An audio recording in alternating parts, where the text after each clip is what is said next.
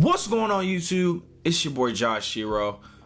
Last week, things were said. Most I disagreed with, but things were said. This is the worst take I have ever seen when it comes to music. So this week, let's go over a couple more of you guys' hot takes. Now, let me start this video off by saying I got so many messages, so many comments saying, bro, you said you were gonna include mine, bro. Where is my comment, bro? Oh my gosh, bro.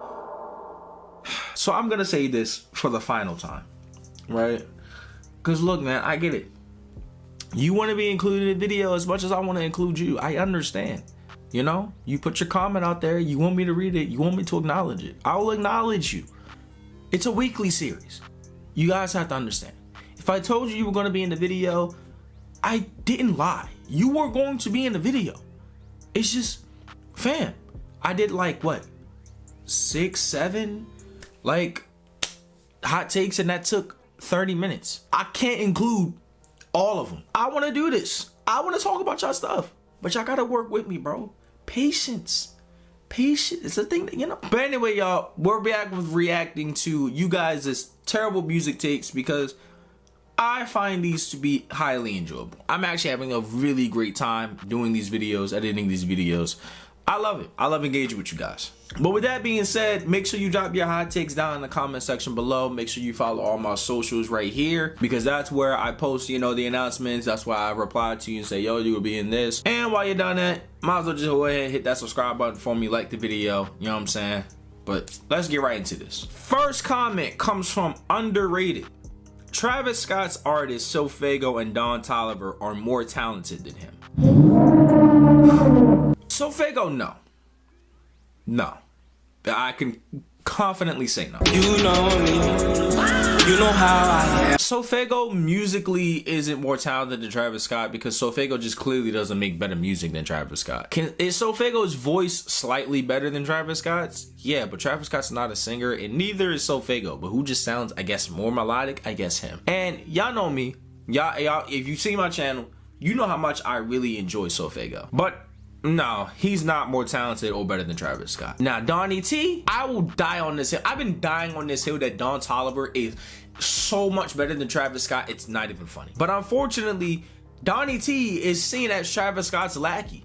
And that is the thing that I hate the most about this, is that he's seen as the Robin. No, he's Batman. He's on par or possibly better than Travis Scott. Like, it's not even like really a competition anymore. He not only sings better, I think his music is way better because honestly, the dude doesn't really necessarily have a bad song. He might have a bad song in terms of his catalog and what he puts out, but realistically, he doesn't have bad music. Travis Scott objectively has bad songs. He has bad music, but don't get it twisted. I wrote it on my wall for a reason. I love Travis Scott. He's one of my favorite rappers right now, but Don Toliver is the perfect combination of, in my opinion, all the auto-tune artists that we've had over the years. The next comment comes from Frederick Gibson. Every artist from Young Money have fallen off the cliff at around the same time. The last enjoyable Wayne album was Dedication 6 Reloaded, and maybe that collab with 2 Chainz. The last enjoyable Drake album is Views. The last enjoyable Nicki album was The Pink Print, and even The Pink Print is extremely inconsistent, and Views has some inconsistencies. No cap, facts, can't lie, on my mama. I think that Young Money as a collective, they've all gone off the rails in kind of similar but different ways, just as human beings. But if we want to keep this strictly music, in my opinion, Wayne hasn't put out anything decent since the Carter 5, and at this point he's kind of one of those legacy acts where I just don't expect the good things from you. So I'm just, at this point in time now, I'm just gonna stop listening. Like, I didn't listen to Dedication 6, I didn't listen to that project with 2 Chainz. I don't care anymore to listen to Lil Wayne. Like, he's in that class of, I'm not even going to attempt to ruin your legacy anymore. The same thing with Eminem. Like, I'm not even going to attempt to ruin your legacy and the good memories I have with you anymore. So I'm not going to listen to that. Love it when she wake up and I'm still behind her. Got my pillows full of makeup, I ain't mad behind her. She be playing my No. No. When it comes to Drake and Nicki Minaj, they are unique cases. I will die on this hill, and I'll stand alone on it. I don't think Nicki Minaj has put out a good project since maybe 2015. I just had to be totally honest with you. Maybe even before that. Whenever, the album before Queen, cause that was considerably her last very good project. But in 2025, no. I didn't like Pink Friday Reloaded or whatever that last project was with Everybody and FTCU. Those are the only two songs that I even found enjoyable. And honestly, FTCU I found even more enjoyable with the remix. But that's mostly because of Travis Scott and Chris Brown. Not really because of Nicki Minaj. I just haven't been a big fan of Nicki Minaj, the rapper, in a very long time. I think she's had some good songs here and there, but overall, I could care less for Nicki Minaj as a rapper. But when we get to the Drake falling off thing, everybody wants to pinpoint the time where Drake has fallen off. And here's what I'll say about Drake. Y'all know where I stand on Drake as a human being, where Drake stands right now currently, at least for me in my heart as just the person. But the artist, I can't say that he's fallen off. Because each time that I go into a project, for the most part, and be like, oh, that wasn't that good. 2 or 3 years down the line, I'll be like, man, it was alright. Scorpion and Honestly Nevermind are still the two projects where I can go back and considerably say, okay, that was a bad project. But Certified Lover Boy, I came out the gate saying that it was mid, but I feel like in 2 years, I'm going to go back and absolutely love this project. And top to bottom, that is one of Drake's best albums. In fact, I think that is Drake's last really, really good album. TSU, Pipe Down, Champagne Poetry, Yebba's Heartbreak, Fountains. There's so many really, really good songs on that project that have just aged so incredibly well. I can't just outright say that Drake has fallen off. I can't do that. Even that What Did I Miss record, y'all know I absolutely enjoy that record. I can't just outright say Drake has fallen off. And I know everybody wants to die on the hill that Drake has fallen off at some point in time. A lot of people like to point at Views as the time where he had clearly fell off. A lot of those songs on Views have aged masterfully. So that's why I can't personally say Drake has fallen off. I think every artist for the most part gives you a dud, especially if you put out the amount of music that he's put out. He's bound to give you at least a couple duds. But to say that he's fallen off musically, I can't really say that. When I go into a Drake album, I don't have my expectations high like a lot of people do, and I think that's the problem. I think, a lot of y'all just have y'all expectations way too high. Y'all go into these Drake albums thinking that y'all gonna get, Nothing Was the Same, or y'all gonna get If You're Reading This Is Too Late, or Take Care. And I get it. You hold an artist to the standard that they have set for themselves, but we have to be realistic. Drake is never gonna reach that standard again in terms of music, because at the time when those came out, they still felt new, they felt fresh, they felt invigorating, they felt different. But speaking of Drake and, that Nothing Was the Same era and, having a touch on, this generation or the generation before me, Jody Ra says Tyler, the Creator, has had a deeper impact on modern day hip hop culture than Drake. Modern day rap fans, due to a shortened attention span, look for more consistency from an artist more than actual quality, i.e. an artist achieving GOAT status for dropping an album every year. Rap fans who are essentially just fans of melodic hip hop should not be taken seriously when it comes to conversations about hip hop falling off.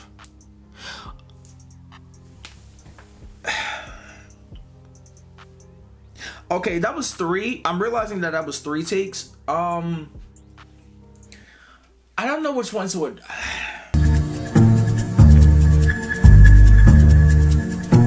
Okay, I'm gonna talk about the first one. Just cause I can't really wrap my brain around the last 2 right now. Tyler, the Creator, has had a deeper impact on modern hip hop culture than Drake. I would say, arguably, I low-key want to say that they're tied. And here's why. I don't really, at least from my knowledge, I can't really pinpoint a lot of artists that have openly said, yo, Tyler, the Creator has inspired me. It's not to say that I don't think those artists exist, right? But I can't definitively try to look for or point out off the top of my dome skis right now that have said, yo, Tyler the Creator has inspired me. We could point to 15 to 20 rappers currently and next up right now that have said Drake has inspired me in some way, shape, or form. So we're just judging that alone, right? We can already say Drake has done a lot more for hip hop than Tyler the Creator, right? But hip hop is more than just inspiring a next generation of rappers. It's about the sound that you did, the content that you rapped about, and the narratives that you were pushing in order to progress society. And this is one thing that Odd Future and Drake simultaneously get a lot of credit for, is the vulnerability, is the being weird, being alternative, being funny, being eccentric, being just, you know, somebody relatable. Superstar, lavish, exotic rap was taking over the 2000s. But in all honesty, there was nothing relatable about it. They were just cool. They were stars. We like looking at stars. Odd Future were a bunch of just regular alternative niggas that probably got bullied in high school for being different.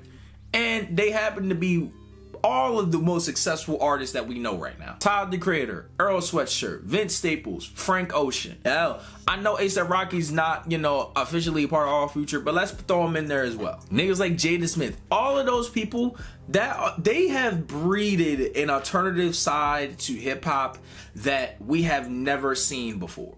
Where you have artists like Brockhampton, where it is more socially acceptable for them to be more vulnerable, talk about their mental health, do all of these things. And Drake also did the same things, but he was doing it on such a mainstream level that he felt like he was more relatable than what Odd Future were, because he was mainstream. But if you really look at what Odd Future and what Tyler the Creator were doing, there's a reason why everybody loves Tyler the Creator nowadays so much. And as somebody that has, you know, grew a greater appreciation for Tyler the Creator over time, specifically since Flower Boy, and seeing his maturation and seeing how he has progressed, that is somebody that I can wholeheartedly definitely believe has done a great thing and has expanded hip hop to a wider variety and wider audience that, you know, other artists couldn't really touch at the time. Tyler the Creator, for the most part, brought in a lot of suburban kids to hip hop. And y'all know what I mean by suburban kids. You can go to Camp Vlognog right now. You ain't gonna find,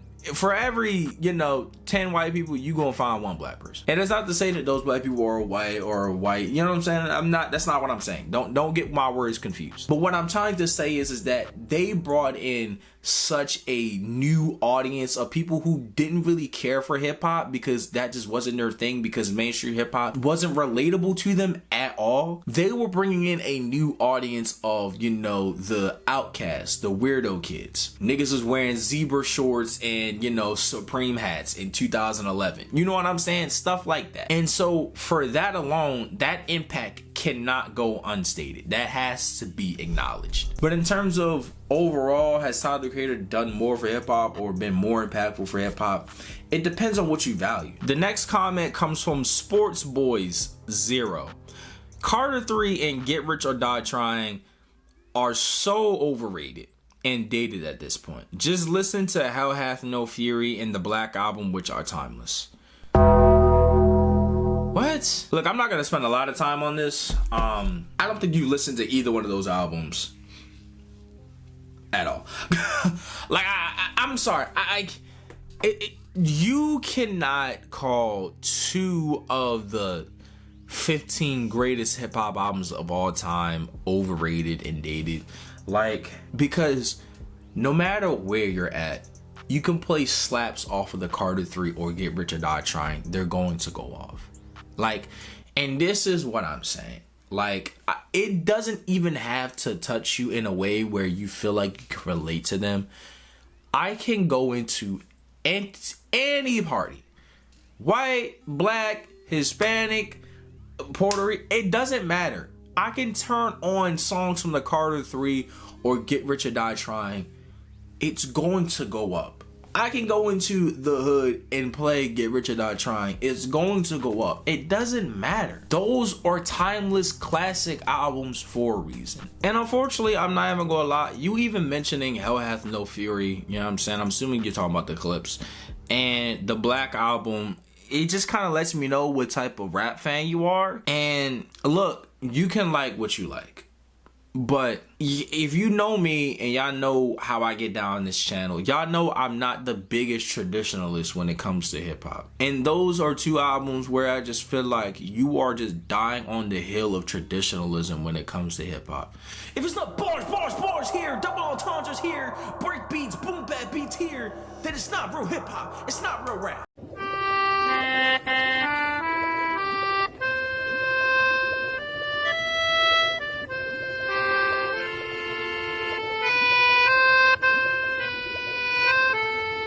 And because the Carter 3 wasn't necessarily that, and Get Rich or Die Trying wasn't necessarily that, it's now overrated and dated. The Black album that came out in 2003 and Hell Hath No Fear that came out in 2006 aren't dated. You see what I'm saying? What are we even comparing those two albums to those other two albums for? I don't even know what that was supposed to do. All it showed me was the type of person that you are when it comes to listening to music. You sound like a type of person that hated the fact that Migos, Rich Homie Quan, and Young Thug were becoming popular. Then you sound like a person that hated the fact that XXXTentacion, Ski Mask, Lil Uzi Vert, and Playboi Carti were becoming popular. You sound like one of those type of people. If that's your type of music, I'm not gonna judge you, because again, I like those two albums. But I just want you to like kind of realize how you sound and the way you come off by saying something like Carter 3 and Get Rich or Die Trying are overrated. Y'all should go listen to this. You look like that type of person right now. The next take comes from Ricky.Z_19. Tech and Dopamine have 0 skips. No, you didn't even mention his best one. Plan A out of those 3 is so far and away his best version of what those two were trying to do. Tech was like the precursor to what Plan A was, and Dopamine just feels like the aftermath of what Plan A was. Y'all saw my reaction to Dopamine. I like Dopamine, but Dopamine doesn't even hold a candle to what Plan A is. And the final take I want to talk about comes from totally_Dustin_ account. Eminem hate is oversaturated, and while he isn't what he was, he still has insane wordplay, sometimes good flows. He also dropped good projects since the Eminem Show, Recovery, Marshall Mathers Ep.2, and MTBMB weren't bad. Okay, you wanna know what the biggest problem is when it comes to Eminem? And it really has nothing to do with Eminem at this point. Eminem has been spoofed, been redone, recreated, made fun of in society and TV shows and on social media for so long now that his image and what he tries to do is honestly tainted at this point. It's over. I love Eminem. Eminem was my favorite rapper growing up, but even I have to acknowledge that at some point in time, his shtick and what he was trying to do, it got old. And look, I'm not mad at the real Slim Shady Coupe, whatever that project was, right? But I just didn't care anymore. Like, I just didn't care anymore. And it doesn't help that the rappers that are spawned from Eminem, for the most part, are absolutely just so unlistenable, because they are the people that die on the hill that Eminem is real hip hop. Wordplay and this and this and this and this is real hip hop, and all that fast mumbo jumbo rapping is real rap. No, it's no. Do I love fast rap? Do I love a good flow? Do I love content? Do I love bars? Yes, but when it comes off like the way that Eminem did it and the way that these other rappers tried to do it, it's so cringe. It's so annoying. And the subgenre that Eminem birthed, or the rappers that Eminem birthed, unfortunately, for the most part, not all of them, because some of them I really like a Logic, but a lot of them are just so unbelievably unlistenable that it's just like, fam, I can't do this. Like, I can't do this. I'm not gonna listen to that. So if you really want to know where all the Eminem hate comes from, it really comes from the niggas that are in his tree, like a Joyner Lucas. You know what I'm saying? Like, nobody wants to listen to that, bro. We don't care anymore. Like, all that wacky, zany, in-your-face rap, saying just the most flagrant bar you can of all time, and oh my god, he dropped the F word. Like, that was cool when Eminem did it, and when, you know what I'm saying, other rappers did it in 2003, 2004, when it was kind of funny and socially acceptable. 2025, we don't care, bro. We don't care, little bro. Find a new career path. I'm not even gonna lie. Find a new career path, bro. And it's not a diss to Jonah Lucas. I actually really like Jonah Lucas, but over time, we saw the route that he was going down, where why is nobody listening to me? Why is everybody listening to the Migos? I don't understand. Why is nobody listening to me? That whole run was so cringe. It was so lame. You look like a dork. You look like a loser, bro. Shut up and stop complaining. Just make music, bro. Like, that's the stuff that I be talking about. And unfortunately, the people that listen to Eminem and came from the Eminem tree die on that hill. But y'all let me know how y'all feel about these takes in the comments section below. It's been your boy Josh Shiro.